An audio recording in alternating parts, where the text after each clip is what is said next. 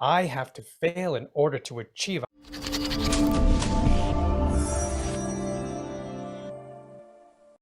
So talk to me a little bit about the whole notion of, you talked about your pillars.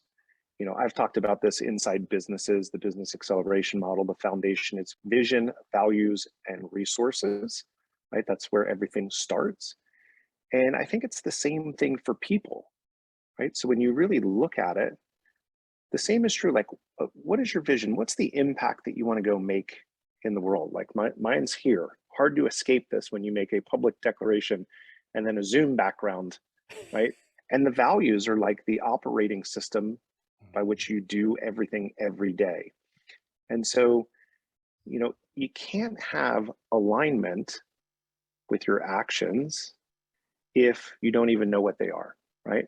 And so, any tips in getting people to spaces where they've been thoughtful of who they are as a person so that they can show up in an aligned way?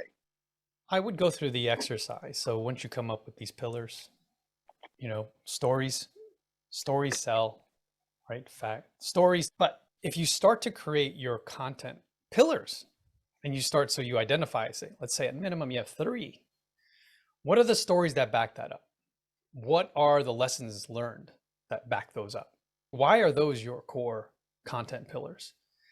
And start to tell those stories on stage, start to tell those stories on a podcast, start sharing the messages and the lessons that you learn so that other people can learn, via your mistakes. Another big thing, Jerry, and I think you and I talked about this, it's programming, right? It's programming for your operating system and upgrading of your operating system. So a lot of us, especially me, came from limiting beliefs. Like I came from a world of scarcity and not abundance. Failure was not an option. Like my father drilled that into my head. Failure was not an option because like you would die. You would literally just die if you failed. But nowadays it's like we get it. We get it.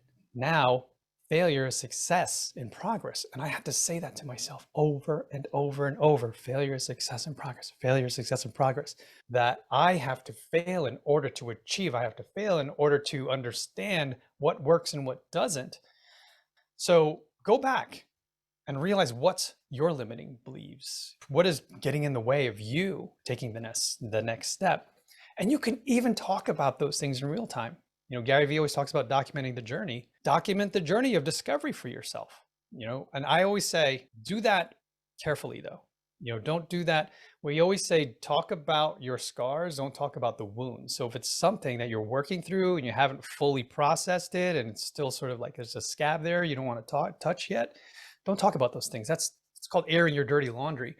But if you can go out there and you talk about the scars and the lessons that you learned along the way, and like I said, I can talk about failure, success, and progress because I finally rewrote that part of my operating system. I think it's really interesting. My daughter goes to a Montessori school and it's by design, right? And there were on big letters on the back door, fail. I thought, ooh, that is not very Montessori-like. What is this all about? And so as I got closer to the door, it said, first attempt in learning. Yes. Because when you frame that differently, that it's not a failure, it is the opportunity to say, okay, that didn't work. What should I try next? What's my next hypothesis to doing this? And I think it's so important because, as business leaders, it's all a hypothesis. We're looking at the landscape of the business. We're looking at our resources. We're looking at our people. We're looking at the market. We're looking at our competitors. And we're saying, I think if I do this, that this may happen. And it may not. And it's like, okay, let's make sure we leave dry gunpowder in the back room, that we didn't throw everything at it so that we can survive those mistakes, those learning moments.